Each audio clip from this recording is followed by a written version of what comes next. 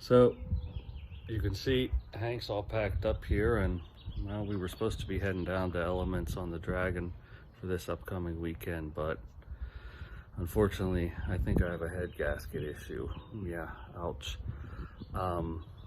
So I don't want to put him through that and potentially cause more damage. I'm going to stay home and get it taken care of. I'll miss meeting everybody, but there'll be other events. So something I couldn't get done before I left was getting the back hatch release installed. I'm going to take today, it's a nice sunny day, and work on that. I've watched a few videos on it, but I've never opened it up to look at it, so I'll let you know what I find out. And so to get the back panel off, it's pretty easy. You've got to pull out the handle here, and then this just takes a flathead screw. I use 2 flatheads. I found I was threading it, I had to put another one to pull on it, give them a little bit of pressure. Once you get those out, then you get this, and it's just popped on there, you know, with these pop snaps. So if you just pull it straight out, they should all come with it. Then we know one of them, if you're pulling at an angle, might slip out to the side, but just pull it out of the hatch and then put it back there. What you get when you're underneath it here, you can see, you know, the latch mechanism is right here.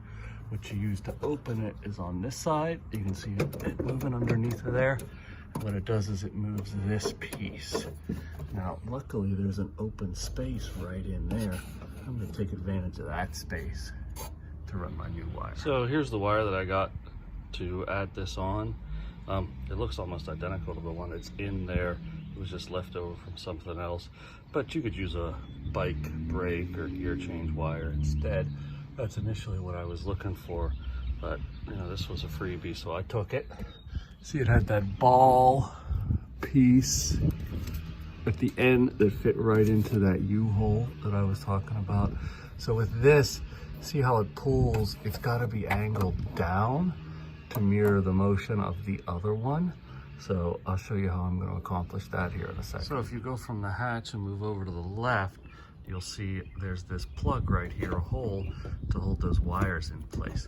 So I push that through there, and I got this at the hardware store. I'm going to use to press that down, use that hole to house this on the inside there, and that'll hold that wire. It'll hold the outer casing in place, so it pulls it down and doesn't move. So the diameter on the clasp was a little too wide for the wire, so I wrapped some electrical tape around it, and I'm gonna make sure it holds into that place. So short little bolt, nut, lock washer, there it is. I added a zip tie onto those wires through the same bracket to keep it all in place.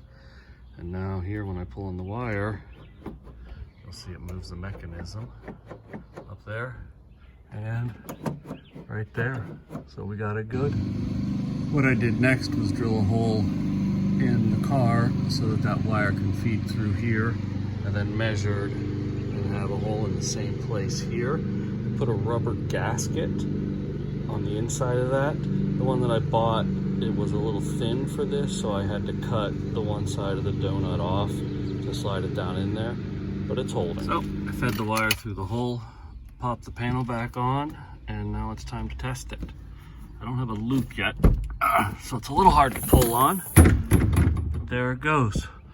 I'm going to install a piece of webbing so I can close it back up, and then I'll attach this to the end of it so it's easy to pop open.